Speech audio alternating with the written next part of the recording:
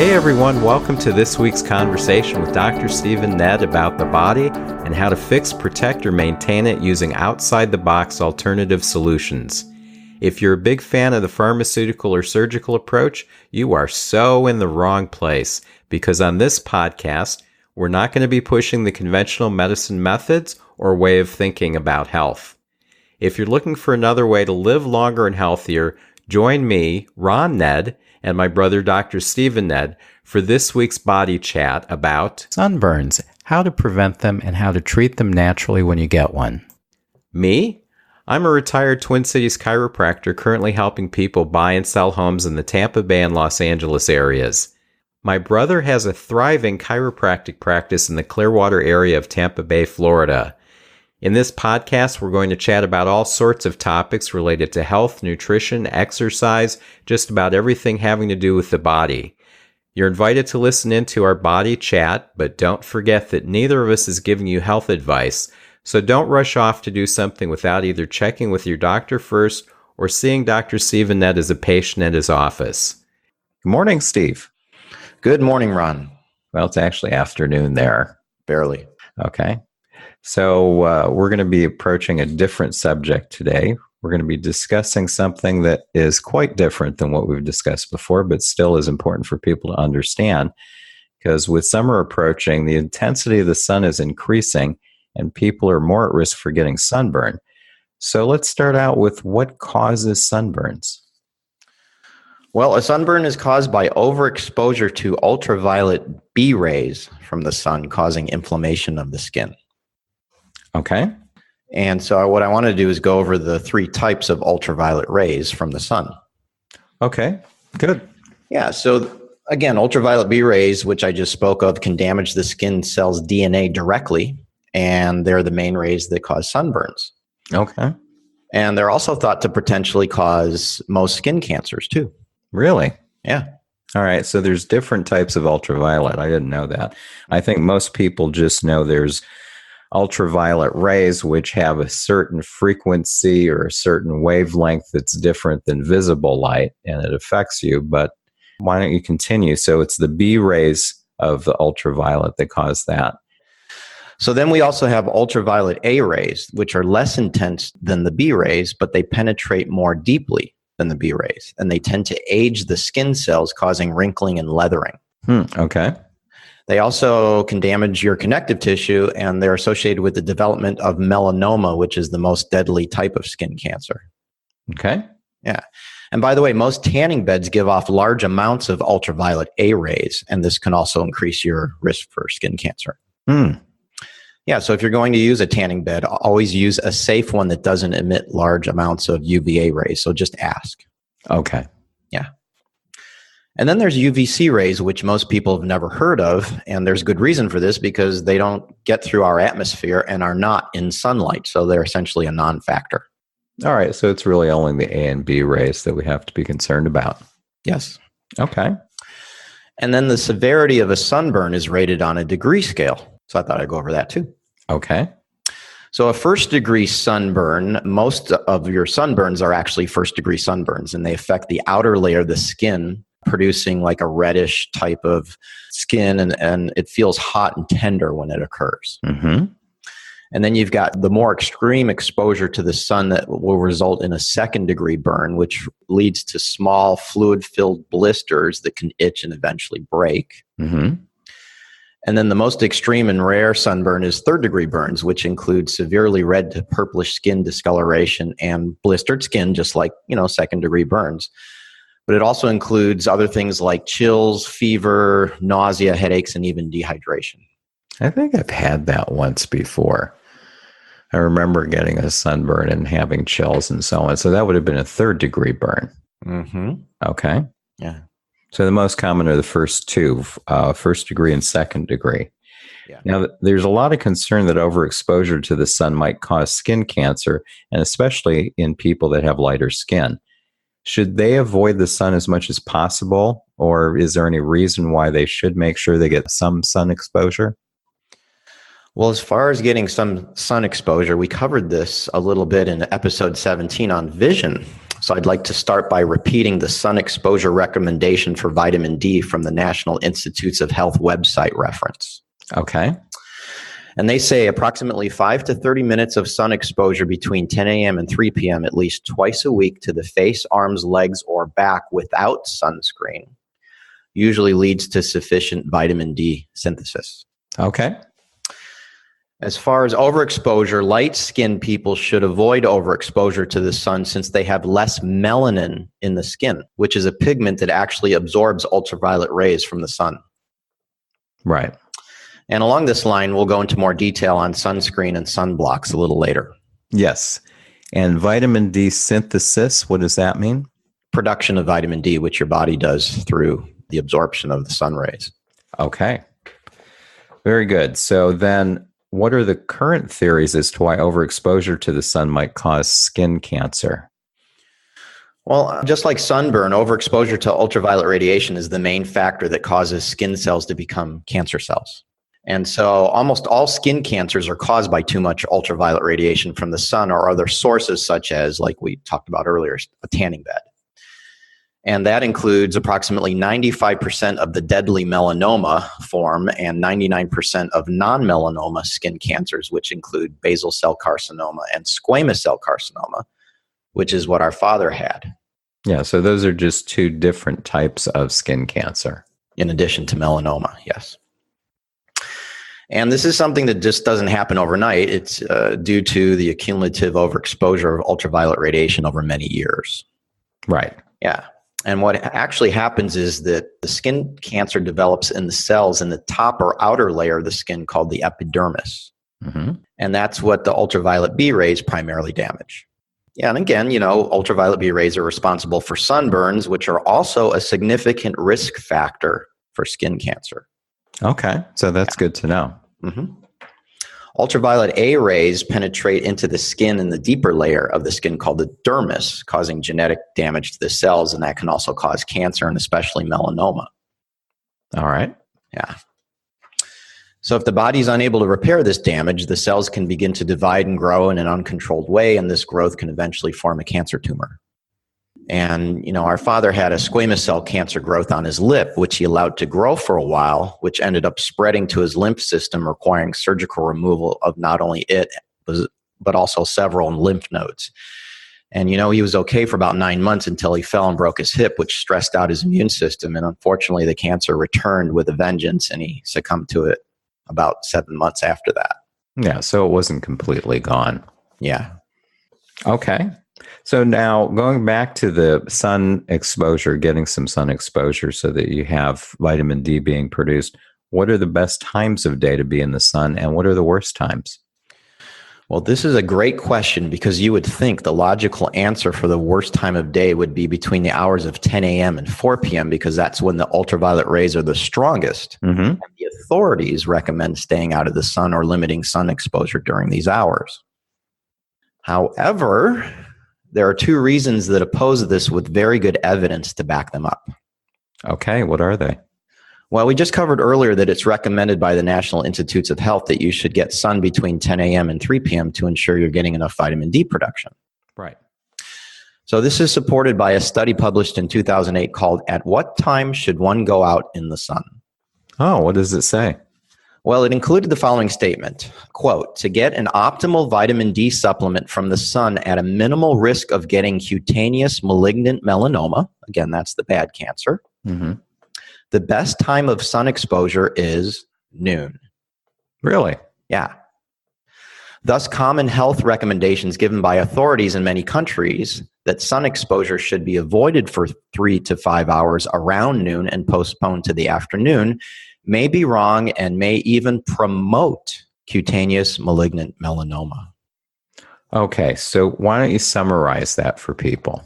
Yeah, so the two reasons that it's good to get sun exposure at noon, which is in the middle of the highest sun exposure times of the day, is one, to ensure optimum vitamin D production, Mm-hmm. and two, to actually prevent the most deadly of skin cancers, melanoma. Okay. I mean, isn't that ironic? Yes, and why did they say that that would be the best time for preventing the skin cancer? They went into a lot of technical scientific things about the angle and Right, but summarizing that for people, or putting it into plain language. They just found that it's just the safest time as far as the way that the rays hit the skin at that time of day and the way the body reacts to it. Okay. And, another point about vitamin D, which again, this is really important as far as getting enough vitamin D, whether it's from the sun or from a supplement, is that it can help prevent many types of cancer in addition to skin cancer. That's great to know. Now, how is sun exposure affected by a cloudy day? Well, according to the Skin Cancer Foundation, up to 80% of the sun's ultraviolet rays can pass through clouds. So this is why some people often end up with serious sunburns on overcast days, even if they've spent time outside with no sun protection. And even in the winter months up north, you need to be aware. The reason is because snow can reflect up to 80% of the ultraviolet rays, increasing exposure. All right. So those dark, damp, cold, cloudy days in Cleveland, we could still get sunburn. Yeah. And those of you who like to go skiing in places like, say, Colorado, the higher your altitude, the greater your ultraviolet exposure. Is that because it's closer to the sun or the air's thinner? You're closer to the sun. Okay. So then how would sun exposure be affected by being out on the water? Because the water reflects the sun like the snow does. Yeah, I mean, you would think that being out in a pool, a lake, or the Gulf would reduce your exposure to the sun, but think again, just like snow, like what you were saying, water also reflects sun rays and increases your exposure as a result. And in addition, sun rays can actually penetrate the water to a depth of about 1 foot. So you can still get a sunburn even if you're in the water and you're nice and cool. Interesting. Yeah. All right, so that's good to know. So that's probably why there's a need for sunscreens that are water resistant, or there's no waterproof, but I think there's water resistant ones. Yeah, and an additional bummer about the beach is that the sun rays can also reflect off the sand, increasing your exposure that way too. That would make sense. Yeah. So now let's get into the sunscreens and sunblocks. What are those and what do they do? Well, sunscreens are also known as sunblocks or suntan lotion. So sunblock's just another name for sunscreen. Okay. So these are creams or lotions that you put on the outside of your skin that either absorb or reflect most of the sun's ultraviolet rays, preventing them from reaching the skin. Okay. Yeah. And when choosing a sunscreen, it's important to understand what SPF is and its different numbers. All right. So what does SPF mean? SPF stands for Sun Protection Factor. And this rating system was developed back in 1962 to measure the capacity of a sunscreen to block ultraviolet B radiation. Again, the rays that cause sunburn. That rating system is still in effect today and still applies to ultraviolet B's rays only. And it's not linear, which means, in other words, if, let's say, a sunscreen is rated at 30, then SPF 60 is not twice as effective. Okay. So here's how it goes. So SPF 15 filters out approximately 93% of all incoming ultraviolet B rays. Whereas SPF 30, which is double the number, protects against 97%. Okay. It's only a 4% difference. And SPF 50 is 98%. So that's only a 1% difference going from 30 to 50. Okay. Yeah. And the thing to know is that no sunscreen blocks 100% of all ultraviolet B rays. All right. So you are going to get some. Yes, no matter what. All right, good. So that's good information on sunscreens and SPF. One thing to know is that most dermatologists recommend that you use a sunscreen with an SPF of at least 30. All right. So that would be one that would do 97% of the ultraviolet B rays. Yes. Okay. Yeah, and another similar classification that you should be aware of is UPF, which stands for ultraviolet protection factor. And this indicates what fraction of the sun's ultraviolet rays can penetrate clothing. All right. So this isn't for sunscreens. This is actually for clothing? Yes, and this is important too.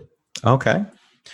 So for example, if a shirt has a UPF of 50, then it allows just 1/50th of the sun's ultraviolet radiation to reach the skin. And just like SPF, the higher the number, the greater the protection. All right, so it's similar. Yeah. But unlike SPF, which only measures ultraviolet B rays reaching the skin, UPF measures the amount of ultraviolet A and B radiation that penetrates the fabric and reaches your skin. Okay. Yeah. So obviously you'll get more protection by covering more skin with like a long sleeve shirt instead of a short sleeve shirt, or pants instead of shorts. Mm-hmm. And dark colors generally provide more protection than light colors. Okay. Tightly woven fabric protects better than loosely woven clothing, since loosely woven clothing, say that 10 times fast, is like a spider's web, allowing lots of light to come through. That would make sense. Yeah. So a good example is a thin white cotton t-shirt, which has a UPF of only about 5, which means that it allows 1/5 of the sun's ultraviolet rays to pass through. And when it gets wet, it's even allows more to go through. Okay. Good to know. So that's something that people can check into, but where would they get the information on what the UPF is for specific clothing? They tend to be on the labels when you look for it. Really? Yeah. Have you looked for any on some labels yet? Absolutely. When I go fishing and I'm out all day, I look at the UPF on different shirts and hats and things like that. Now, are you talking about like a shirt label that's in the collar, kind of where your neck is, where it shows like how much cotton it is and how much rayon? Does it show it on that type of label? Typically, it's the big label on the outside that gives you more data on it. It may show on that label, in the back area too. All right. So people can look for a label on the shirt that says UPF and then we'll give a number. Mm-hmm. You probably want at least 15, if not 30. Mm-hmm. Okay. If they're going to be outside, of course, if somebody's going to be wearing clothes inside, they won't get very much UVA or B exposure. So now, what are the best sunscreens and sunblocks for effectiveness without a lot of harmful chemicals in them? So the definitive guide for this was put together by the Environmental Working Group, who we also referenced back in episode 13 on inflammation. Mm-hmm. They have an annual sunscreen guide, which they started in 2007. And as a result of their efforts, many sun protection products sold in the United States are now safer. And federal regulators like the FDA have cracked down on some of the worst phony marketing claims. That's good. In 2011, the FDA set new sunscreen rules that remove some of the most ridiculous false marketing claims like waterproof and sweatproof from the product labels. And you'll often see water resistant on labels now, but waterproof, I mean, come on, that's just impossible for a suntan lotion to produce that effect on you. Yes. Yeah. Okay. And then, you can find this guide at www.ewg.org/sunscreen. And you can download their app called EWG's Healthy Living on your smartphone. So what's cool about this app is it not only allows you to type in a particular product or scan its barcode to get an analysis report immediately wherever you're at, like in a store. Mm-hmm. But when you click on the browse button, it brings up a listing for all of their rated sunscreens, as well as cosmetics, foods, and various other products. And they haven't released the 2018 version yet, but the 2017 version is still very workable. Have you tried it yet? I have. And? It's great. I've checked out stuff in the store for various, chemicals and things like that, and it rates all kinds of things on there. That's really interesting. Okay, that's good. I'll have to try that out myself. So it's EWG's Healthy Living app. So we'll put links in the podcast notes, both to their site for that document on the sunscreen or the page that deals with sunscreens, and then also for the app. Yeah. Excellent. So in general, your best options for sunscreen are those that contain zinc oxide or titanium dioxide. And just make sure that they protect against both ultraviolet A and ultraviolet B rays. Very good. And by the way, there's over a dozen chemicals found in sunscreens that can cause toxic side effects. And arguably the worst of them is oxybenzone, which is found in 70% of sunscreens. That's good to know. Yeah. And recent research by the Center for Disease Control and Prevention found that 96% of the U.S. population has oxybenzone in their bodies. And this chemical is a known hormone disruptor linked to reduced sperm count in men and endometriosis in women. And many sunscreens also contain vitamin A and or derivatives of it called retinol and retinol palmitate. And you would think this is a good thing since vitamin A is generally good for the body, but studies by federal government scientists indicate it may trigger the development of skin tumors and lesions when it's used on the skin in the presence of sunlight. Yeah. So what happens is they found that it can increase the risk of skin cancer by increasing the speed at which malignant cells develop and spread. So you definitely want to avoid sunscreens with vitamin A and its derivatives along with oxybenzone. Okay, that's good to know. Yeah. But if they want to do it the easy way, they can get the EWG Healthy Living app and then just scan the barcode and find out. Exactly. Okay, good. That's great to know. Yeah. Now, is there anything else you'd like to say before we end this episode? Yeah, by far the best remedy I've come across to remedy a sunburn quickly is a topical product called Silver Water First Aid Gel. Its active ingredient is 3 parts per million colloidal silver, and it's very soothing, and it's also good for any kind of burn, as well as cuts, wounds, poison ivy and poison oak irritation, diaper rash, and bed sores. Do you recall when our mom was in the hospital and had that really bad bed sore that went, you could see it. It was all the way to her sacrum bone. Yep. Yeah. So the nurses allowed me to use my cold laser and to apply the Silver Water First Aid Gel. And in 2 weeks, it completely healed. There was new healthy skin over the top of it. It completely blew the nurses' minds. And there were some of them actually going to my office buying cases of this stuff out of their own money to use on their patients. The nurses were. Wow. Yeah, amazing. I happen to use it as an aftershave every morning when I shave. It's kind of an off-label purpose, but my skin ends up nice and soft, and it's very soothing after a shave. That's good to know. Yeah. Interestingly enough, I realized we didn't get into what to do when you do get a sunburn. We were dealing mostly with preventative, so I'm glad that you brought that up.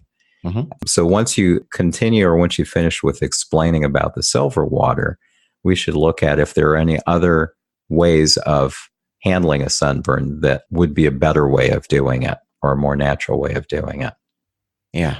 All right. So continue. I interrupted you. Go ahead and continue on the silver water. Yeah. And so we happen to have that product at our office, and it's available for $15. Okay, good. Yeah. Now that's a gel? Yes. Okay. So that's one thing that a person can do when they get a sunburn. So what other non-drug type remedies, something that's more natural, can people do when they do get a sunburn? The more traditional things and things that I've used myself are using aloe. Right. Whether you get it directly from the plant or in a natural product of aloe, it's very soothing. Trader Joe's has they have a good gel that's an aloe gel, which I think is mostly just aloe. Obviously, you want to drink a lot of water because, your skin is inflamed and sometimes it's dehydrated. So that's a good idea. Cool things off that way. And I've seen things like an oatmeal bath is helpful. What about vitamin E oil? Yeah, vitamin E oil can be taken orally, but also applied on areas where it's really extremely burned, and as well as vitamin A. Yeah, because then you're putting the vitamin A on the skin, but it's not being done prior to getting the exposure. It's being done after you're out of the sun, so you don't have that risk you mentioned. Exactly. Okay, good. So vitamin A, vitamin E, oatmeal baths is a possibility, aloe, and then the colloidal silver gel. Okay, great. Anything else you'd like to share on this particular topic? That should do it. Okay, excellent. Next week, we're going to get into a topic that kind of goes along this line, which has to do with heat stroke and heat exhaustion, how to protect yourself in a hot climate to make sure that you're not causing damage to your body and what to do about that. So we're going to be preparing everybody for the summer that's coming. So thanks again, Steve, for sharing all this information. You're welcome. And we'll have another body chat next week. See you then. Bye-bye. Thanks for joining us this week on the Body Chat podcast. We both really appreciate your time and your attention. We want to provide you with interesting and informative episodes each week, And if you have a topic you'd like us to cover or any questions you'd like us to answer, send an email to us at info@bodychatpodcast.com. That's info@bodychatpodcast.com. To make sure you don't miss any of our upcoming episodes, subscribe to the Body Chat Podcast now on iTunes, Stitcher, Google Play, or Spotify. See you next week.